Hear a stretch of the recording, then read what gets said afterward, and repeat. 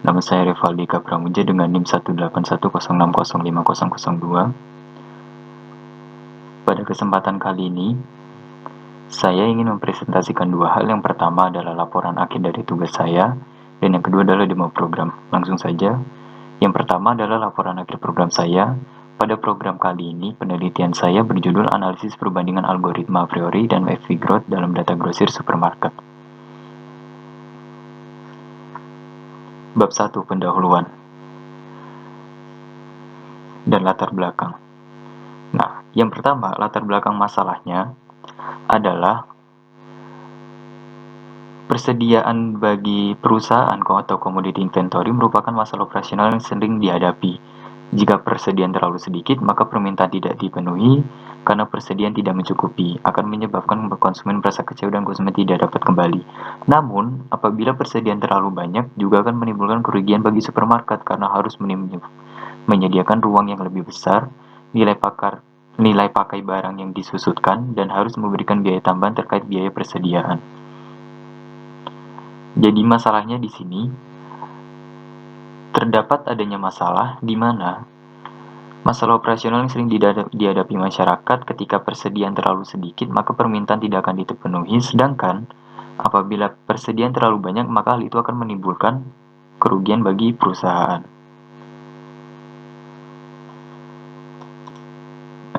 Selanjutnya, ketika ada masalah seperti tersebut, maka apa yang harus kita lakukan? Di sini latar belakang terbagi menjadi what dan why. Ketika what-nya atau apanya, yaitu masalah yang tadi, ketika pemasukan barang terlalu sedikit akan menyebabkan kekecewaan pada konsumen, persediaan yang kurang sehingga konsumen tidak dapat kembali. Dan namun apabila persediaan terlalu banyak akan menimbulkan kerugian bagi supermarket sendiri karena harus menyediakan barang lebih besar. Nah, lalu mengapa dan bagaimana cara mengatasi hal tersebut? Yaitu dengan adanya data mining, yaitu dengan cara mengetahui kondisi pasar konsumen dengan mengamati data transaksi penjualan, yang mana data transaksi penjualan tersebut akan diolah menggunakan teknologi data mining, yang digunakan sebagai solusi nyata bagi para pengambil keputusan seperti manajer untuk mengetahui hubungan antara strategi pemasaran dengan produk yang dibeli konsumen, guna meningkatkan pelayanan kepada konsumen. Tujuan dari data mining ini sendiri yaitu untuk menemukan sebuah hubungan atau pola yang memberikan manfaat bagi perusahaan organisasi. Data mining menggunakan metode berbasis penemuan di mana pencocokan pola dan algoritma digunakan untuk menentukan hubungan kunci dalam data yang akan dieksplorasi. Ini merupakan tujuan dari data miningnya. Selanjutnya, lalu apa related work atau permasalahan yang serupa yang pernah diselesaikan dengan metode apa saja? Related work yang pernah diselesaikan yaitu, di sini saya mengambil beberapa penelitian sebelumnya yang pernah dilakukan. Penelitian pertama yaitu ada dari Amelia dan Utomo pada tahun 2019, di mana penelitian tersebut berguna untuk menganalisis bagaimana sih sebuah pola pemesanan produk modern trade independent yang terbentuk menggunakan algoritma FV Growth saja. Nah, untuk penelitian yang kedua dilakukan oleh Sikumbang pada tahun 2018 dengan bertujuan penelitian tersebut yaitu untuk mengetahui atau untuk membangkitkan aturan atau rules yang terbentuk dalam penjualan sepatu menggunakan algoritma a priori. Nah, jadi pada penelitian pertama di sini untuk menganalisa bagaimana pola pemesanan produk tersebut menggunakan algoritma FV Growth, yang mana nanti akan membangun sebuah decision tree, sebuah pohon-pohon. Dan selanjutnya untuk penelitian yang kedua yaitu untuk membangkitkan aturan rules atau association rules yang terbentuk dalam penjualan sepatu yang menggunakan algoritma a priori. Pada penelitian pertama menggunakan algoritma FV Growth dan pada penelitian kedua menggunakan algoritma a priori. Nah, selanjutnya apa proposed solution-nya? Perbedaan dari ide dengan related work yang telah ada sebelumnya atau related gap-nya, yaitu perbedaan yang mendasar pada penelitian sebelumnya dengan penelitian ini, yakni berada pada tujuan penelitian yang akan dilakukan. Ketika penelitian sebelumnya hanya berfokus untuk menemukan atau mengetahui pola pembelian maupun association rule yang terbentuk setelah dilakukan pembangkitan frequent item set, maka penelitian ini selain untuk membangkitkan aturan tersebut, selain untuk membangkitkan frequent item set-nya, juga akan berfokus untuk mengetahui bagaimana waktu komputasi yang diperlukan pada setiap algoritma untuk memproses. Selain itu, akan ditampilkan plot pula dari penyebaran nilai leak dan nilai confidence dari masing-masing algoritma. Jadi perbedaan yang mendasar adalah ketika penelitian sebelumnya hanya berfokus pada salah satu algoritma untuk membangkitkan association rule dari frequent item set yang telah ada, maka pada penelitian kali ini saya bertujuan dan saya berfokus selain untuk membangkitkan association rule dan frequent item set dari masing-masing algoritma yaitu a priori dan Epigros, saya juga berfokus untuk bagaimana untuk mengetahui waktu komputasi yang dibutuhkan, perbandingan waktu komputasi yang dibutuhkan dari masing-masing algoritma, yaitu dari algoritma a priori dan algoritma Epigros. Selanjutnya, untuk rumusan masalahnya di sini ada 4, yaitu yang pertama, bagaimana waktu waktu yang diperlukan untuk memproses data dengan algoritma a priori. Yang kedua, bagaimana penyebaran plot matrix yang dihasilkan oleh a priori, baik secara nilai leaf-nya atau secara nilai confidence-nya. Yang ketiga, bagaimana waktu yang diperlukan untuk memproses data dengan algoritma Epigros. Dan yang keempat, bagaimana penyebaran plot matrix yang dihasilkan oleh Epigros, baik dari nilai leaf maupun nilai confidence-nya. Sebenarnya ada rumusan masalah yang kelima, yaitu dari bagaimana perbandingan waktu yang dihasilkan oleh kedua algoritma tersebut. Selanjutnya, tujuan penelitian dari penelitian ini yaitu ada 2. Yang pertama, untuk mengetahui pola pembelian, plot matrix leaf dan confidence, serta waktu komputasi yang dibutuhkan menggunakan algoritma a priori. Yang kedua, sama seperti tujuan yang pertama, hanya bedanya menggunakan algoritma Epigros. Sedangkan manfaat penelitian yang akan didapat yaitu diharapkan dengan adanya penelitian ini akan menghasilkan sebuah hasil di mana perbandingan plot matrix serta waktu komputasi yang dibutuhkan, sehingga diharap dengan adanya acuan tersebut baik dari waktu komputasi maupun plot matrix penyebarannya akan menjadi dasar atau landasan untuk algoritma yang dipakai ke depannya untuk diimplementasikan. Bab yang kedua yaitu bab metodologi, di mana bab metodologi berisi yang pertama gambaran umum proses yang dilakukan dalam menyelesaikan permasalahan, dan yang kedua penjelasan masing-masing proses seperti studi pustaka, tetapi hanya ditulis yang benar-benar digunakan dalam penelitian ini. Yang pertama, metodologi penelitian akan menjelaskan tentang tahapan penelitian secara sistematis sehingga dapat digunakan sebagai pedoman yang jelas dalam menyelesaikan dan membuat analisis dari hasil penelitian yang dilakukan. Nah, untuk alurnya sendiri, yang pertama di sini kita akan merumuskan masalah tentunya. Yang kedua, studi literatur. Yang ketiga, analisis data menggunakan a priori dan Epigros. Yang keempat, kesimpulan. Yang keempat, evaluasi hasil. Yang kelima, mendaftarkan hasil. Dan yang terakhir yaitu kesimpulan. Untuk studi literatur sendiri, di sini penulis menggunakan kajian-kajian dari paper-paper yang telah ada sebelumnya, dari penelitian-penelitian sebelumnya, untuk sebagai referensi dari penelitian kali ini. Setelah membedah dari penelitian-penelitian dan paper-paper sebelumnya, akan dilakukan sebuah analisis data menggunakan a priori dan Epigros. Setelah analisis data dilakukan, akan dilakukan sebuah evaluasi, dan setelah itu kita akan mendapatkan hasilnya sehingga kita bisa menyimpulkan apa yang kita hasilkan. Kemudian, untuk metodenya sendiri seperti yang sudah saya jelaskan sebelumnya, yaitu di sini menggunakan 2 metode. Yang pertama ada algoritma a priori dan yang kedua adalah algoritma Epigros. Di mana algoritma a priori merupakan sebuah algoritma untuk mencari kombinasi item set yang mempunyai suatu nilai keseringan tertentu sesuai kriteria atau fitur yang digunakan atau diinginkan. Algoritma a priori menggunakan knowledge mengenai frequent item set yang telah diketahui sebelumnya untuk proses informasi selanjutnya. Pada algoritma a priori, untuk menentukan kandidat-kandidat yang mungkin muncul dengan cara memperhatikan minimum support. Dan ada 2 proses utama dalam algoritma a priori, yaitu ada join, penggabungan, di mana setiap item set dikombinasikan dengan item lainnya sehingga tidak adanya kombinasi lagi. Di sini mengartikan bahwa algoritma a priori akan membangun semua kemungkinan yang ada dari item untuk menghasilkan item set hingga tidak adanya kombinasi lagi.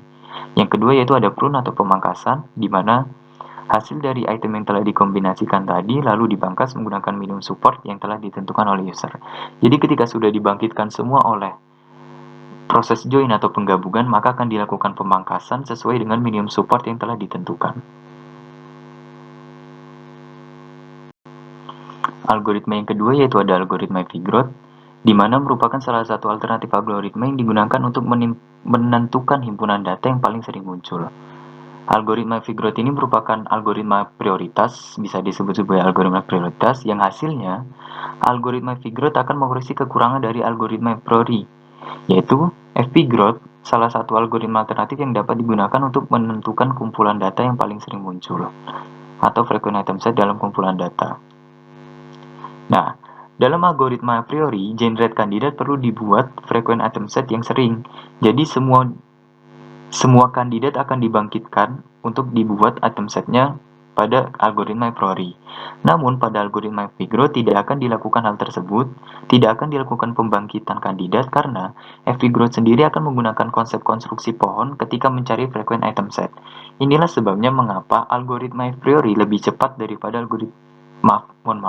Inilah sebabnya mengapa algoritma Fgrowth akan lebih cepat waktu komputasinya daripada algoritma a priori.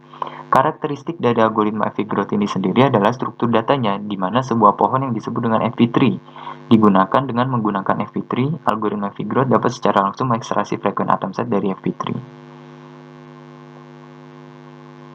Nah, penggalian item set yang dilakukan, yaitu frequent dengan menggunakan algoritma Fgrowth, akan dilakukan dengan cara membangkitkan struktur data tree atau disebut dengan FP3.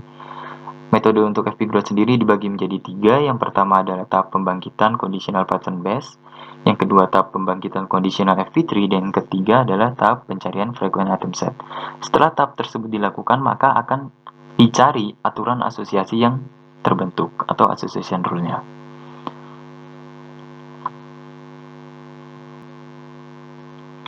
Bab selanjutnya yaitu bab 3, yaitu hasil dan pembahasan, di mana pada bab 3 kali ini akan berisi tentang yang pertama, eksperimen yang dilakukan, yang kedua adalah hasil dari masing-masing percobaan, yang ketiga adalah analisis hasil percobaan, dan yang keempat adalah evaluasi hasil percobaan.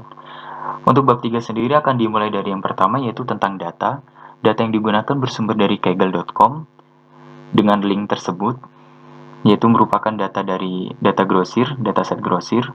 Dengan link ini, jumlah data yang digunakan berjumlah 38.765 records dengan 14.963 transaksi yang tersedia.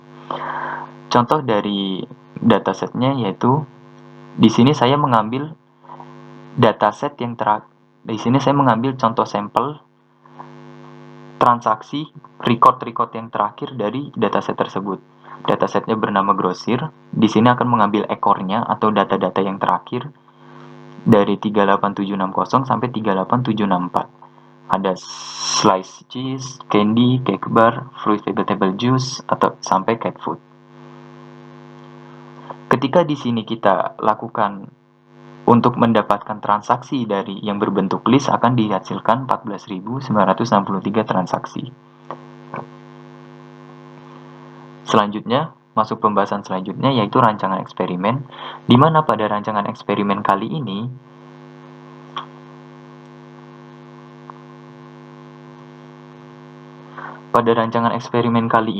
peneliti akan melakukan 2 kali percobaan, diantaranya yakni pada percobaan pertama, peneliti menggunakan nilai minimum support bernilai 0,001, dan pada percobaan kedua, peneliti menggunakan nilai minimum support 0,0001 di setiap masing-masing algoritma, yaitu algoritma a priori dan algoritma Fgrowth. Selanjutnya, analisis hasil. Pada percobaan pertama, yaitu menggunakan minimal support 0,01, dimulai dari algoritma a priori.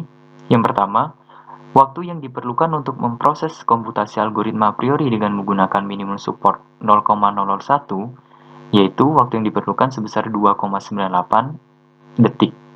2,98 sekian detik. Nah, sedangkan untuk frekuensi item set yang diperoleh oleh algoritma a priori di percobaan pertama, yaitu di sini saya mengambil 2 kali, ada data yang awal dari 0 sampai 4 dan data yang terakhir dari 745 sampai 749. Data awal dari instant food product sampai baking powder, dan data terakhir dari roll buns, whole milk, dan sausage sampai whole milk, sausage, dan yogurt, dengan masing-masing nomor itemnya.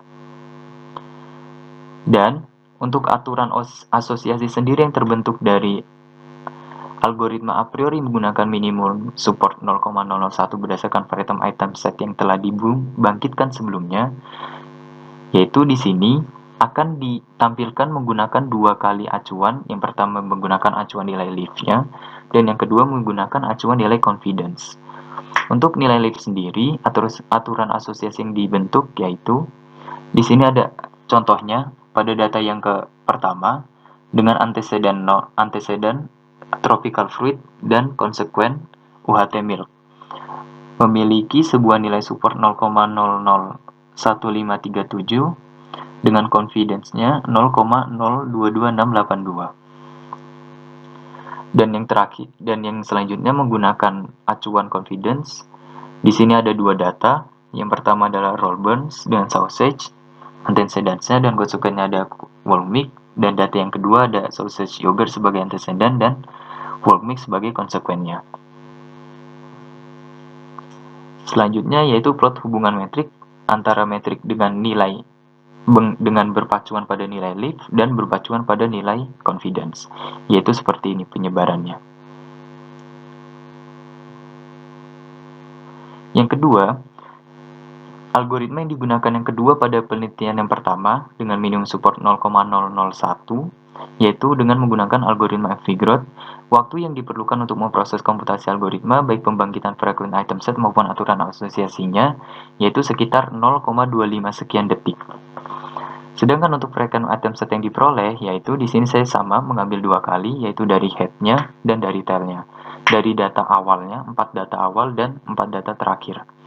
Dimana pada 5 data dimana dimulai dari whole milk sampai pastry pada data awal, dan data akhirnya dimulai dari chewing gum yogurt sampai whole milk pasta dengan number item set sendiri-sendiri. Sedangkan untuk aturan asosiasi yang dibentuk menggunakan acuan nilai leaf serta confidence-nya, aturan asosiasi yang dibangkitkan berdasarkan frequent item set sebelumnya dengan minimum support 0,01 berdasarkan nilai metric leaf dan nilai confidence-nya menggunakan algoritma FV-Groth, yaitu di sini ditampilkan menjadi dua tabel. Yang pertama menggunakan tabel dengan acuan nilai leaf dan yang kedua menggunakan tabel dengan acuan nilai confidence.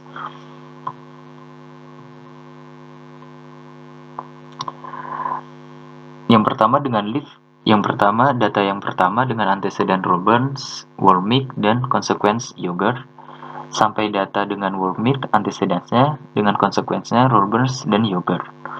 Sedangkan untuk confidence-nya yang berdasar acuan menggunakan confidence, antecedent yang pertama yaitu sausage yogurt dan consequence-nya whole milk, selanjutnya ada antecedents roll atau buns sausage dengan consequence-nya whole milk. Dan selanjutnya ada plot hubungan metrik antara metrik menggunakan leaf dan menggunakan confidence pada algoritma FV-Groth.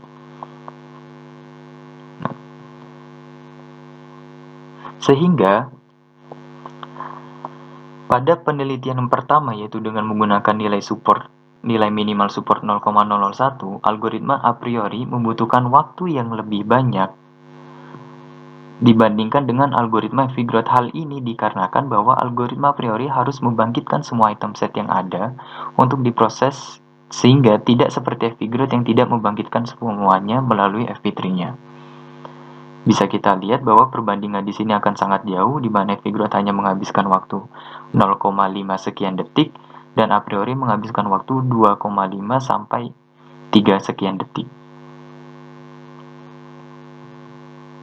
Nah, pada percobaan yang kedua, apabila percobaan yang pertama tadi kita menggunakan nilai minimum support 0,001, sedangkan pada percobaan kedua kita menggunakan nilai minimum support 0,0001.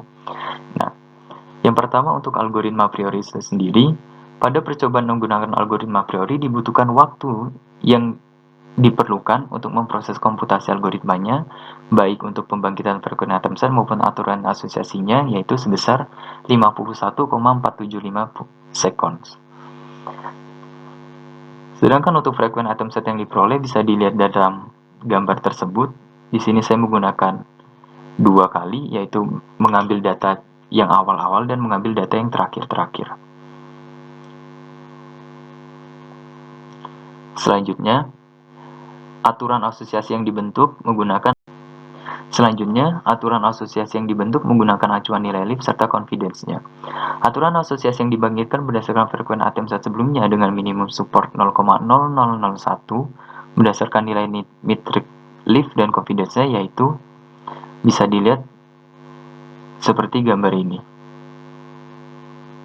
Aturan asosiasinya menggunakan dua kali pengambilan, yaitu pengambilan yang pertama dengan data-data yang awal dan pengambilan terakhir dengan data-data yang awal dengan acuan yang berbeda.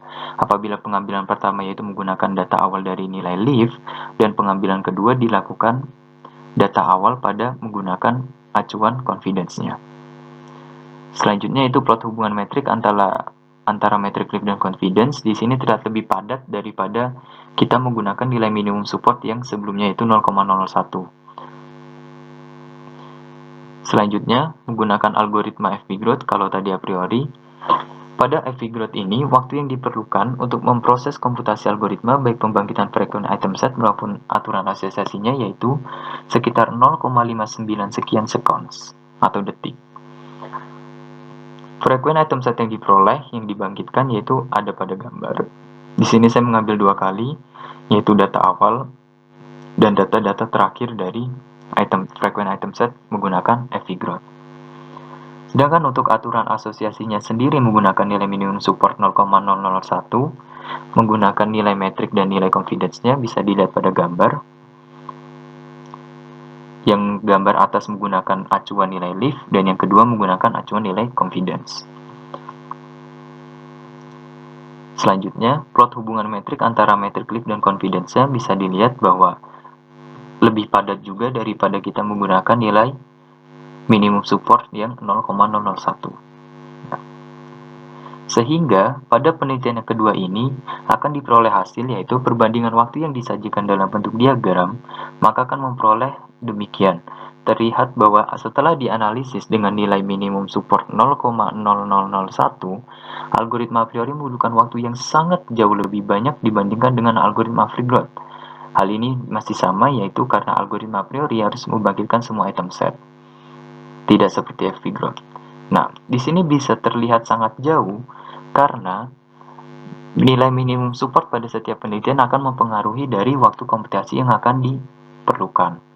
Di sini akan terlihat sangat jauh, di mana FP-Growth hanya berkisar di antara 0,5 sekian detik, sedangkan untuk nilai a priori bisa sampai menghabiskan waktu 50, sekian detik.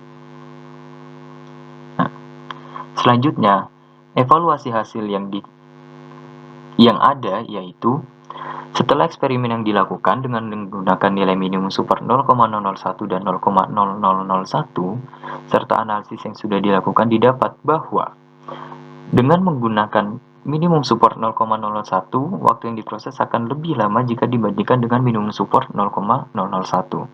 Hal ini terbukti dengan yang tadinya algoritma a priori hanya membutuhkan waktu 2,4 detik saja dengan nilai minimum support 0,01 naik menjadi sebesar 51 detik dengan nilai minimum supportnya 0,0001. Selain itu, plot penyebaran nilai hubungan metric leaf dan confidence juga menjadi padat jika menggunakan minimum support 0,001. Evaluasi yang dilakukan yakni apabila ingin menerapkan sebuah algoritma untuk membangkitkan frekuensi item set serta aturan asosiasi, maka akan lebih mudah dan lebih efektif untuk menggunakan algoritma FP-Growth sebagai solusi. Hal ini dikarenakan, seperti tadi yang sudah saya jelaskan sebelumnya, yakni algoritma tersebut tidak akan membangkitkan semua kemungkinan item set yang ada, sehingga waktu yang dibutuhkan untuk memproses dan membangun FP-tree hingga menghasilkan hasil akan menjadi lebih singkat dan efektif, tidak seperti algoritma a priori yang akan membangkitkan seluruh kandidat frekuensi item setnya. Bab selanjutnya yaitu bab 5, kesimpulan, di mana pada kesimpulan kali ini akan berisi tentang bagaimana atau apakah penelitian ini dapat menjawab rumusan masalah dan bagaimana solusi yang didapatkan. Ya. Yang pertama, berdasarkan penelitian ini telah dilakukan memiliki beberapa kesimpulan. Yang pertama, antara algoritma a priori dan FP-Growth memiliki waktu komputasi yang berbeda. Yang kedua, algoritma a priori membutuhkan waktu yang lebih banyak untuk melakukan komputasi. Dan yang ketiga, perbedaan nilai minimum support dan dapat mempengaruhi pembangkitan frekuensi item set, aturan asosiasi, serta waktu yang diperlukan. Hal ini telah menjawab semua rumusan masalah yang ada pada lembar yang awal tadi pada bab 1, yaitu latar belakang dan pendahuluan. Dan yang terakhir yaitu, dengan kesimpulan tersebut, maka solusi yang diperoleh yakni pemanfaatan algoritma Avogadro akan lebih efektif jika dibandingkan dengan menggunakan algoritma a priori. Jadi apabila ada penunjang keputusan atau stakeholder yang ingin menerapkan sebuah algoritma untuk diterapkan di kasus supermarketnya, akan lebih baik menggunakan Avogadro karena hal ini Avogadro akan menggunakan waktu yang sangat singkat jika dibandingkan dengan algoritma a priori, sehingga waktu yang digunakan akan lebih efektif dan lebih efisien. Yang terakhir ada daftar pustaka. Di sini saya menggunakan 4 buah paper. Yang pertama ada paper Amelia R. dan Utomo pada tahun 2019 dengan judul Analisa Pola Pemesanan Produk Modern Trade Independen dengan menerapkan algoritma Avogadro, studi kasus PT Adam Daniel Lestari. Yang kedua ada dari Erwin, jurusan Teknik Informatika Fakultas Ilmu Komputer IASA dengan judul Analisis Market Basket dengan Algoritma. Selanjutnya ada Sikumbang Ede 2018 dengan judul Penerapan Data Mining Penjualan Sepatu menggunakan metode algoritma a priori. Dan yang terakhir ada dari Vidya Stutide dan Sophie N pada tahun 2014 dengan judul Analisis Perbandingan Algoritma a priori dan Avogadro pada transaksi koperasi.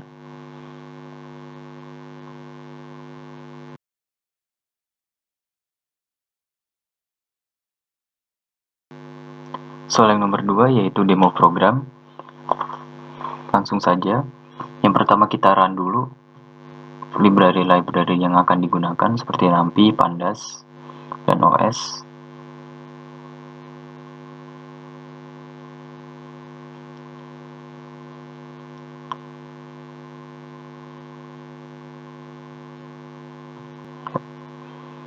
Kalau sudah selanjutnya masih kita akan mengerun library yang dibutuhkan. Di sini saya menggunakan library time untuk menghasilkan waktu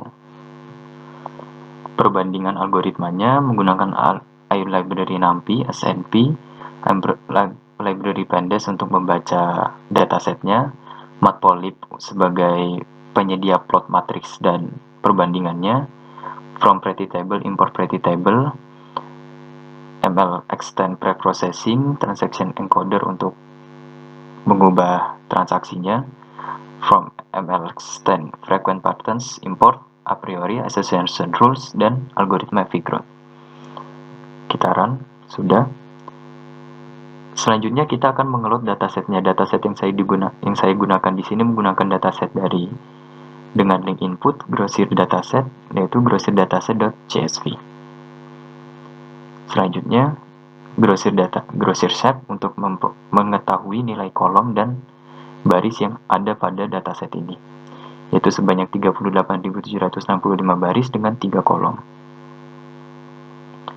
Selanjutnya kita akan mengetahui isi dari dataset tersebut, namun yang kita ambil adalah data-data yang terakhir, yaitu ada 1, 2, 3, 4, 5 data terakhir dengan member number sekian, dengan date sekian, dan item deskripsi yaitu dari slice cheese sampai dengan cat food. Yang selanjutnya yaitu kita akan mendapatkan semua transaksi sebagai list. Jadi akan menampilkan sebuah transaksi sebagai list. Mendapatkan semua transaksinya sebagai list. Di sini kita akan mendapatkan 14.963 transaksi. Selanjutnya yaitu menampilkan 10 transaksi pertama. Di sini bisa kita lihat ada dari sausage, work milk, semi-finished bread, yogurt sampai dengan whipped sour cream.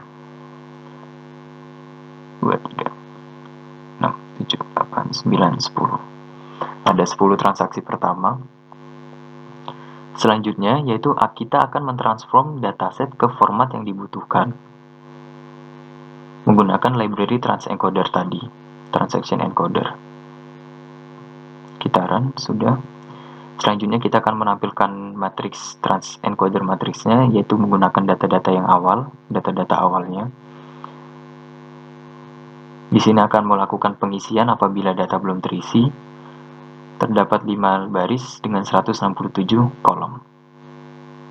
Nah, selanjutnya di sini saya membuat sebuah fungsi dengan nama perform rule calculation dengan parameter ada transact items matrix, ada rule type-nya yaitu Avogadro dengan minimum support. Yang pertama, saya di sini menggunakan Demo programnya menggunakan penelitian pertama yaitu dengan minimum support 0,001. Deskripsinya yaitu function ini berguna untuk memproses kalkulasi rule asosiasi dengan menggunakan parameternya yaitu transact item matrix merupakan parameter transaksi X item set matrix, yaitu selanjutnya ada rule type yaitu a priori atau fp growth. Untuk defaultnya sendiri di sini adalah fp growth. Ketika nanti akan memanggil a priori tinggal diganti parameter yang dipanggil adalah a priori. Selanjutnya adalah minimum support. Nilai minimum support yang di sini defaultnya adalah 0,001. Untuk penelitian kedua menggunakan 0,0001 bisa tinggal diganti saja di sini nanti. Nah, function ini akan mengembalikan sebuah nilai, yaitu ada dua nilai yang dikembalikan. Yang pertama adalah matriks yang berisikan 3 kolom. Kolom pertama adalah kolom support, yaitu nilai support untuk setiap kombinasi item. Selanjutnya adalah kolom item sets, yaitu kombinasi dari item-item yang ada.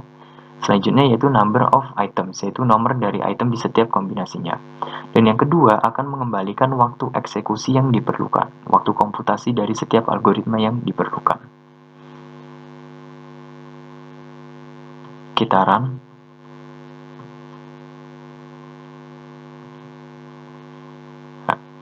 Function yang kedua yaitu dengan function bernama compute association rule. Parameternya adalah rule matrix, metric leaf, min threshold, yaitu 1. Function ini berfungsi untuk mengkomputasi final asosiasi rule-nya, yaitu dengan menggunakan parameter rule metric, yaitu materi algoritma yang sesuai, metrik yaitu jenis metrik yang akan digunakan, apakah itu metric leaf atau metric confidence. Untuk defaultnya sendiri di sini menggunakan leaf, dan minimum thresh yaitu nilai thresholdnya atau minimal threshold atau ambang batas, yang mana defaultnya adalah 1. Function ini akan mengembalikan sebuah nilai yaitu bernama rules, semua informasi baru untuk setiap transaksi yang memenuhi metrik serta threshold yang diberikan. Kita run. Selanjutnya ada function yang ketiga, plot leaf versus coverage atau confidence. Maksudnya ini adalah plot penyebaran leaf, plot penyebaran nilai menggunakan nilai leaf dan coverage-nya yang sudah saya terangkan di penelitian, di laporan penelitian. Di mana function ini akan memperlihatkan hubungan dua input kolom yaitu leaf dan confidence menggunakan parameternya yaitu rule matrix, matrix yang berisi tentang rule-nya yaitu a priori atau fp growth. Yang kedua adalah kolom pertama yaitu kolom pertama, yang kolom kedua adalah kolom kedua. Yang mana akan mengembalikan sebuah nilai yaitu gambar, bentuk gambar dari plot penyebaran matriksnya menggunakan leaf dan confidence. Kita run.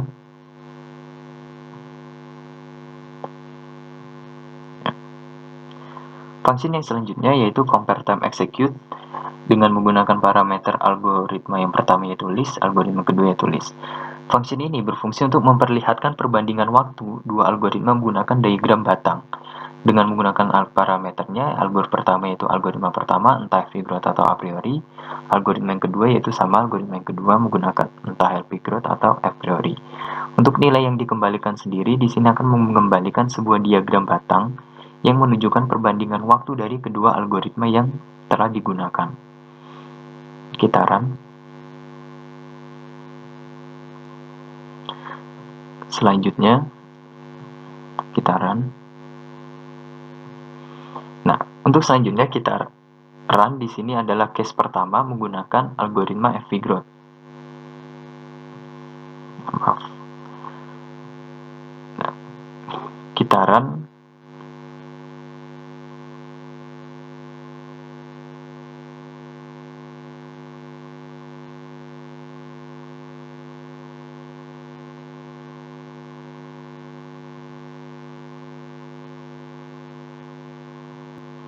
Yang selanjutnya kita run, maka akan menghasilkan sebuah nilai mengkomputasi fp growth. Fp growth memerlukan waktu sekitar 0,2522 sekian detik. Nah, selanjutnya fp growth matrix.head di sini akan mengambil data-data awal dari matriks item set, frequent item set yang ada. Data awalnya ada 5 data dari bulk milk sampai dengan pastry. Dan selanjutnya di sini ada fp growth matrix style yaitu mengambil data-data terakhirnya, 5 data terakhir. Ada dari yogurt chewing gum sampai dengan seasonal products atau rolls atau buns. Yang selanjutnya yaitu di sini pembangkitan nilai association rule menggunakan acuan metriknya menggunakan leaf. Kita ambil 5 data terawalnya, yaitu ada dari antecedents work milk, yogurt, dan konsekuensinya rolled buns sampai dengan antecedent yogurt, dan konsekuensinya work milk, rolls, atau buns. Selanjutnya yaitu sama pembangkitan association rule dari FV growth namun menggunakan metrik confidence. Di sini ada 2 data yaitu antecedent yogurt sausage dengan konsekuen work milk dan antecedents roll buns atau sausage dengan konsekuen work milk. Selanjutnya yaitu kita akan menampilkan matriks hubungan dari leaf dan confidence milik algoritma FV growth, yaitu seperti ini penyebarannya. Nah, untuk case yang kedua di sini menggunakan algoritma a priori. Kita run. Nah, akan menghasilkan sebuah hasil yaitu mengkomputasi a priori. A priori memerlukan waktu 2,89 sekian detik. Selanjutnya kita akan ingin mengetahui frequent item set dari algoritma a priori. Yang pertama kita ambil 5 data terawalnya. Di sini telah terlihat instant food product sampai dengan baking powder. Lalu kita ingin melihat 5 data terakhirnya dengan a priori matrix style, yaitu dimulai dari work milk, rolls buns, sausage sampai dengan work milk, yogurt, dan sausage. Setelah itu, kita ingin mengetahui nilai association rule yang terbentuk dari algoritma a priori berdasarkan metrik leaf-nya. Defaultnya sudah metrik leaf. Di sini ada 5 data terawalnya dimulai dari antecedent UHT milk dengan konsekuensi tropical fruit sampai dengan antecedents beef dengan konsekuensi citrus fruit. Selanjutnya membangkitkan aturan asosiasi dari nilai confidence-nya di algoritma a priori. Di sini ada 2 data teratas yaitu rolls, buns, sausage sebagai antecedents dan work milk sebagai konsekuen. Dan juga yogurt sausage sebagai antecedent dan work milk sebagai konsekuensi. Selanjutnya kita ingin mengetahui, kita run perbandingan dari matrik hubungan dari leaf dan confidence milik algoritma a priori. Itu seperti ini. Terlihat penyebarannya. Di sini ada outliner yang terluar, dan juga outliner. Nah, selanjutnya ketika kita sudah mengetahui bagaimana frequent item set dari masing-masing algoritma, bagaimana waktu komputasi yang dibutuhkan dari masing-masing algoritma, dan bagaimana aturan asosiasi yang telah dibangkitkan dari masing-masing algoritma berdasarkan metrik leaf dan metrik confidence-nya, maka pada code ini kita akan mengetahui bagaimana perbandingan waktu komputasi dari algoritma FV growth dan algoritma a priori jika kita tampilkan dalam diagram batang. Di sini akan terlihat warna merah merupakan milik algoritma FV growth dan warna hijau milik algoritma a priori. FV growth di sini menghabiskan waktu sekitar 0,2 sekian detik, sedangkan untuk a priori akan menghabiskan waktu yang lebih lama, yaitu sekitar 2,5 lebih detik.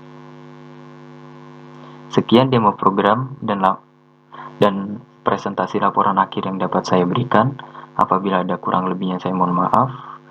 Wassalamualaikum warahmatullahi wabarakatuh. Sekian dan terima kasih.